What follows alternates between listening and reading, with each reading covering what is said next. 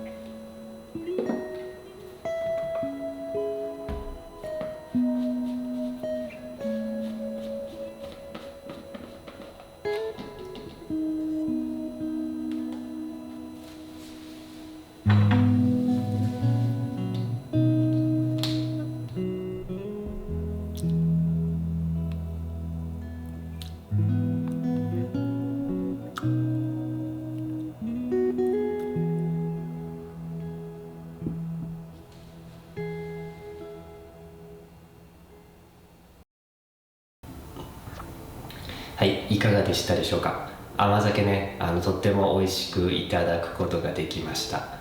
もうすぐになくなってしまいましたね。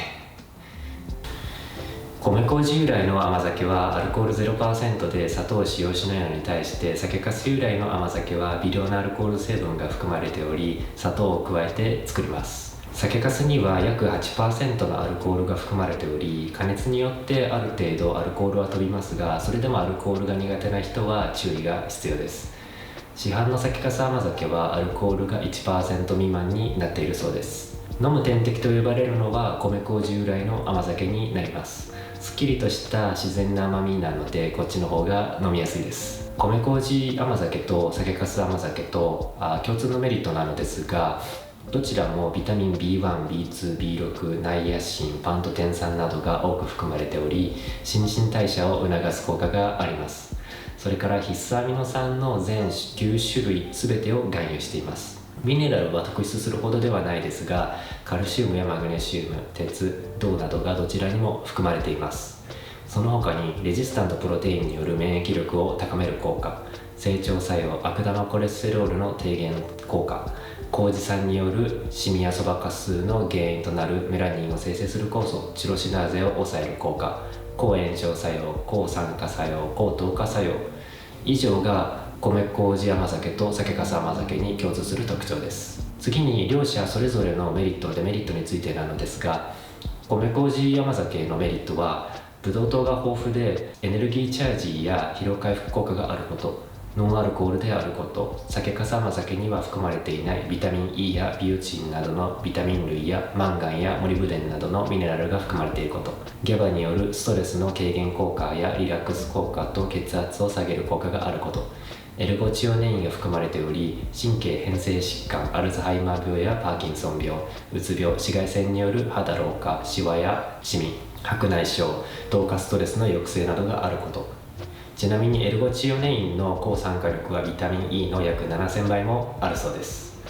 それから N アセチルグルコサミンによる肌の保湿力やバリア機能を高める効果があることです。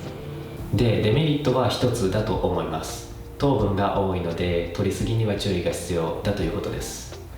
ブドウ糖はお米のでんぷんが麹菌の酵素に分解されて作られるもので、脳や体を動かすエネルギー源となります。体内での消化が必要なく、直接脳や体のエネルギーとなるので、朝食や食事が取れない時に最適です。満腹感も得られるのでダイエットの助けにもなります。甘酒のカロリーは 100g あたり 76kcal となっており、決して低くはありません。甘酒を健康維持やスタイル維持のために取り入れる場合には 200g までの量を目安に摂取するのがおすすめです。続いて酒粕甘酒のメリットです。ペプチドによる冷え性改善やタンパク質による筋肉や骨の健康維持などがあります。で、デメリットはアルコールが含まれていること、それから砂糖を入れないと美味しく飲めないことが多く、砂糖の入れすぎには注意が必要ということです。動画の最初の方で私が実際に作っている際に使用しているお米なのですが、白米を玄米に変えて作っています。白米と玄米を比べた場合に玄米の方がビタミンやミネラル、食物繊維などが多く含まれています。また玄米甘酒はその他にアルブチン酸、フェルラ酸、フィチン酸、アブシジン酸を含んでいます。アルブチン酸にはメラニンの生成抑制、美白美容効果、抗酸化作用や抗炎症作用があります。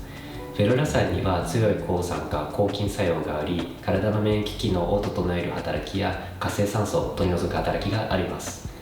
フィチン酸には強力な抗酸化作用があり、抗がん作用、血栓予防効果、デトックス効果があります。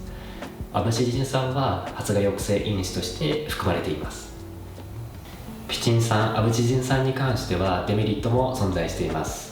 フィチン酸にはミネラルと強く結合するキレート作用があり、それはデトックス効果として働くのですが、それがかなり強力であるため体内の必要なミネラルまで排出してしまい、ミネラルが欠乏し、特に鉄が足りなくなり貧血になるリスクがあります。アブシジン酸は免疫の低下とミトコンドリアに有毒であることが懸念されています。ではどうやってそれらを無毒化すればいいのかという話になるのですが、フィチン酸は甘酒として麹菌で発酵させることで無毒化できますし、アブシジン酸は浸水発芽させることで無毒化ができます。玄米は含水率 30% 以上、15度から20度以上の温度でジベレリンの発芽促進作用にあり発芽が始まり、その際に発芽抑制因子のアブシジン酸が無毒になるそうです。アブシジン酸は炊飯前の浸水で減少し、熱に弱いので炊飯すると消滅することになります。玄米をそのまま食べる場合にはフィチン酸だけ気をつけていればいいんじゃないかなということになるのですが、毎日食べ過ぎなければ大丈夫なんじゃないのかなと思います。玄米甘酒においては気にしなくてもいいと思います。あと一つ、甘酒には重要でおそらく今必要としている人が多いであろう栄養素があります。5アラですね。5アラはアミノ酸の一種で、正式な名称は5アミノレブリン酸と言います。新型コロナウイルス、アルファ変異株、ベータ変異株、ガンマ変異株、デルタ変異株の感染予防や後遺症に効果があると言われています。その他にも様々な効果があり、貧血予防、内臓脂肪の蓄積抑制、育毛効果、代謝や免疫機能を高める効果、運動機能の向上と筋繊維老化の緩和、サルコペニアの改善と予防、睡眠の質の改善、肌の水分量弾力性の増加、疲労感の改善、うつアルツハイマーの改善、加齢男性先生機能低下症候群の改善、ミトコンドリア糖尿病に対する対等脳への改善効果、糖尿病のヘモグロビン A1C と空腹時食後血糖値の改善、がん細胞のアポトーシス促進効果。5-ALA は1日約 700mg ほど体内で製造消費されていますが、生産量は加齢やストレス、食生活の乱れなどで減少してしまいます。17歳を過ぎると体内での生産量が減少していきます。体内で1日に約 700mg 生成される 5-ALA に対して食品に含まれる 5-ALA の量はその1000分の1にも満たない量です。食品に含まれる 5-ALA の量を比較すると、このように野菜や果物、海鮮に比べると発酵食品に多く含まれているのがわかります。甘酒はダントツですね。サプリという形で摂取するのが一番効率のいい形にはなるのですが、食べ物という形で摂取したいという方には甘酒はおすすめですね。